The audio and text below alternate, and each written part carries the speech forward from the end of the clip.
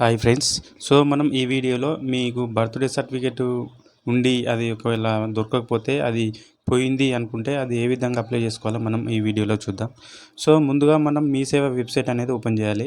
So, ఇది నేను డిస్క్రిప్షన్‌లో ప్రొవైడ్ చేశాను లింకు. ఆ లింక్ ఓపెన్ చేసినట్లయితే మనకు లాగిన్ పేజ్ అనేది ఈ విధంగా ఉంటుంది.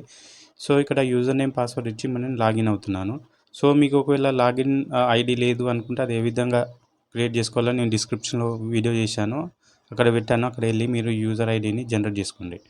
సో, ఇక్కడ లాగిన్ మీద క్లిక్ చేసినట్లయితే మన రిజిస్టర్ మొబైల్ నెంబర్కి అయితే ఒక ఓటీపీ రావడం జరుగుతుంది. సో, ఆ ఓటీపీ ఇక్కడ మనం అథెంటికేట్ చేయాలి. చేసినట్లయితే అప్పుడు మీ సేవ యొక్క డాష్‌బోర్డ్ అనేది ఓపెన్ అవుతుంది.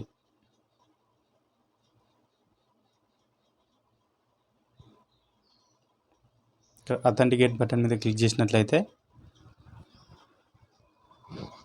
మనకు మీ సేవ డాష్‌బోర్డ్ అనేది ఈ విధంగా ఓపెన్ అవుతుంది. సో, మనం బర్త్‌డే సర్టిఫికేట్ మనం ఆల్రెడీ ఉంది కాబట్టి సో, మనం దాన్ని మళ్ళీ ప్రింట్ తీసుకోవాలి. సో, అది ఏ విధంగా చూడాలంటే ఇక్కడ మనకు మున్సిపాలిటీ సీడీఎంఏ ఉంది కదా! సో, ఈ లింక్ అనేది మనం ఓపెన్ చేయాలి. లింక్ ఓపెన్ చేసినట్లయితే మనకు ఇందులో ఈ ఆప్షన్స్ అనేది చూపిస్తుంది. సో, ఇక్కడ మనం చూసినట్లయితే second one birth and death certificate CDMA అని ఉంది కదా! సెకండ్ వన్ ఆప్షన్ అనేది మనం సెలెక్ట్ చేసుకోవాలి. ఎందుకంటే మనకు ఆల్రెడీ బర్త్‌డే సర్టిఫికేట్ ఉంది కాబట్టి అది మళ్ళీ ఒకసారి మనం ప్రింట్ తీసుకోవాలి. సో, విషయంలో మనం ఈ సెకండ్ వన్ ఆప్షన్ అనేది మనం చూజ్ చేసుకోవాలి. చేసుకున్నట్లయితే మనకు ఫామ్ అనేది ఈ విధంగా ఉంటుంది. సో, ఇక్కడ మనకు సెలెక్ట్ టైప్ చూసినట్లయితే బర్త్ డేట్. సో, మన బర్త్ సర్టిఫికేట్ కావాలి కాబట్టి అది సెలెక్ట్ చేసుకున్నాక మనకు ఒకవేళ రిజిస్ట్రేషన్ యూనిట్ ఐడి నంబర్ ఉన్నట్లయితే ఇక్కడ ఎంటర్ చేయండి. లేదు అది ఏ విధంగా సెర్చ్ చేయాలి అనుకుంటే ఇక్కడ సెర్చ్ బటన్ మీద క్లిక్ చేసినట్లయితే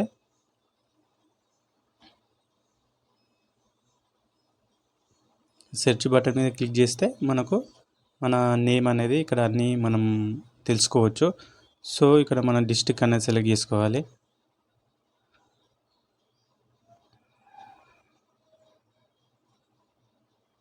అండ్ ఇక్కడ మనం మున్సిపాలిటీయా, గ్రామ పంచాయతీయా, సో, అది అనేది మనకు సెలెక్ట్ చేసుకోవాలి. ఇక్కడ బర్న్ అయ్యారు, ఎక్కడ పుట్టిరు అనేది. సో, ఇక్కడ మేమైతే ఇక్కడ గజ్వేల్ మున్సిపాలిటీ అనేది సెలెక్ట్ చేసుకోవడం జరుగుతుంది. ఇక్కడ register birth of year, so, ఏ ఇయర్లో మనం జన్మించారు అనేది ఆ ఇయర్ అనేది సెలెక్ట్ చేసి ఇక్కడ డేట్ ఆఫ్ బర్త్ అనేది ఇవ్వాలి. డేట్ ఆఫ్ బర్త్ ఇచ్చినట్లయితే డేట్ ఆఫ్ బర్త్ ఇచ్చిన తర్వాత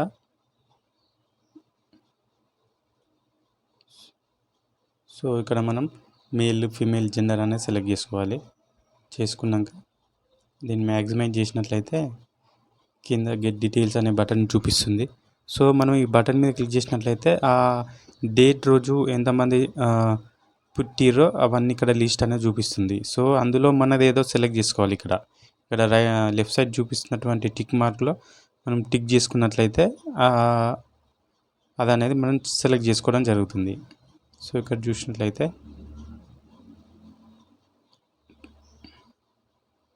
సెలెక్ట్ చేసుకొని టిక్ చేసుకొని ఇక్కడ సబ్మిట్ మీద క్లిక్ చేసినట్లయితే ఆ registration number, registration unit ID అనేది మనకు టెక్స్ట్ బాక్స్లో ఆటోమేటిక్గా ఇక్కడ డిస్ప్లే కావడం జరుగుతుంది. వచ్చిన తర్వాత ఇక్కడ మనం గెట్ డీటెయిల్స్ అనే బటన్ మీద క్లిక్ చేసినట్లయితే మన చిల్డ్రన్ నేము, సర్ నేము, ఫాదర్ నేము, మదర్ నేము, ఎక్కడ మన హాస్పిటల్ నేము అవన్నీ ఇక్కడ చూపించడం జరుగుతుంది. చూపించిన తర్వాత నెక్స్ట్ ఇక్కడ వచ్చినట్లయితే ఇన్ఫర్మేషన్ డీటెయిల్స్. సో, మనం ఇది అప్లై చేస్తున్నాం కాబట్టి ఇక్కడ మన డీటెయిల్స్ అనేది ఫిలప్ చేయాలి. మన పేరెంట్స్ ఎవరైనా సరే ఇక్కడ మనం ఫిలప్ చేయాల్సి వస్తుంది.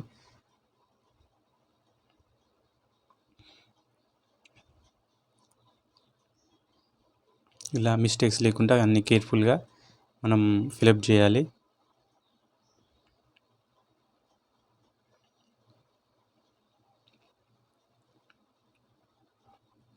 సో, ఇక్కడ మనం డెలివరీ టైప్ చూసినట్లయితే మాన్యువల్ అండ్ పోస్టల్. సో, మనం మాన్యువల్ అనేది సెలెక్ట్ చేసుకోవాలి. ఒకవేళ మనం పోస్టల్ కనుక సెలెక్ట్ చేసుకున్నట్లయితే అది వితిన్ 7 వర్కింగ్ డేస్లో పోస్ట్లో, కొరియర్లో రావడం జరుగుతుందని అది చూపిస్తుంది. కానీ అది మాత్రం మనకు కొరియర్లో మాత్రం రాదు. సో, ఇది సెలెక్ట్ చేసుకున్నట్లయితే మనకు ఎక్స్ట్రా 80 రూపీస్ అనేది ఛార్జ్ చేస్తారు. సో, అందుకు మనం మాన్యువల్ మాత్రమే సెలెక్ట్ చేసుకోవాలి. సెలెక్ట్ చేసుకున్నట్లయితే మన దగ్గరలో ఉన్నటువంటి మీ సేవకి వెళ్ళి మనం ఈ రిసిప్ట్ చూపించి మనం ప్రింట్అవుట్ అనేది తీసుకోవచ్చు. సో ఇక్కడ జనరల్ పర్పస్లో మనం అప్లై చేస్తున్నాము. ఇక్కడ షో పేమెంట్ మీద క్లిక్ చేసినట్లయితే మనం పేమెంట్ ఎంత అనేది ఇక్కడ చూపిస్తుంది, అమౌంట్ ఎంత మనం పే చేయాలి అనేది. ఇక్కడ చూసినట్లయితే challan amount, user charges total ఇక్కడ వచ్చేసి 85 రూపీస్ అనేది మనం పే చేయాలి. ఇక్కడ కన్ఫర్మ్ పేమెంట్ మీద క్లిక్ చేసినట్లయితే మనకు పేమెంట్ గేట్వే అనేది ఓపెన్ అవుతుంది.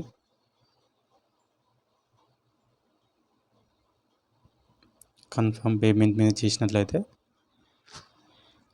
మనకు ఈ విధంగా ఓపెన్ అవుతుంది. సో మనకి ఏ వ్యాలెట్ ఉంటే అది సెలెక్ట్ చేసుకోవాలి. ఇక్కడ నేను బ్యాంక్ అండ్ ఇది సెలెక్ట్ చేసుకున్నా.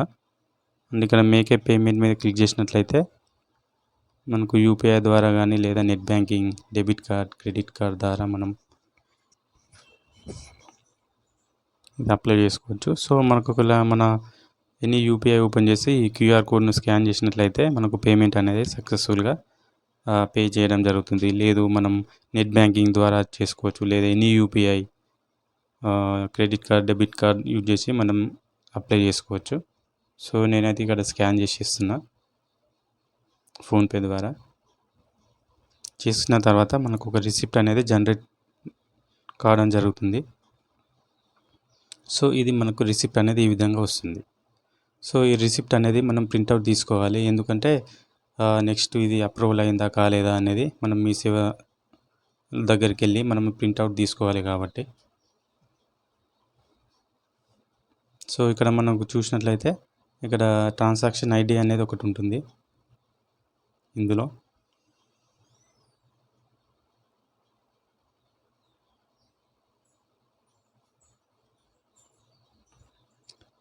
సో ఈ ట్రాన్సాక్షన్ ఐడి మనం కాపీ చేసుకొని మనది అప్రూవల్ అయిందా కాలేదా అనేది మనం ఇక్కడ మీ సేవ మెయిన్ పేజ్లోకి వెళ్ళినట్లయితే ఇక్కడ చూపిస్తుంది నో యువర్ అప్లికేషన్ స్టేటస్.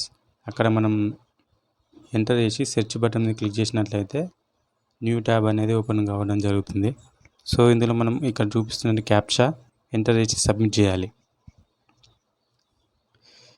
చేసినట్లయితే మనకు మన డేటా అనేది చూపిస్తుంది, మన అప్రూవల్ అయిందా కాలేదా అన్నది. సో అప్రూవల్ అయిన తర్వాత మనం మీ సేవకి వెళ్ళి ప్రింట్అవుట్ తీసుకున్న 20 రూపీస్ ఇచ్చినట్లయితే వాళ్ళు ప్రింట్ అనేది ఇవ్వడం జరుగుతుంది. సో ఒకవేళ ఇది అప్రూవల్ కాకపోతే ఈ రిసిప్ట్ తీసుకెళ్ళి మనం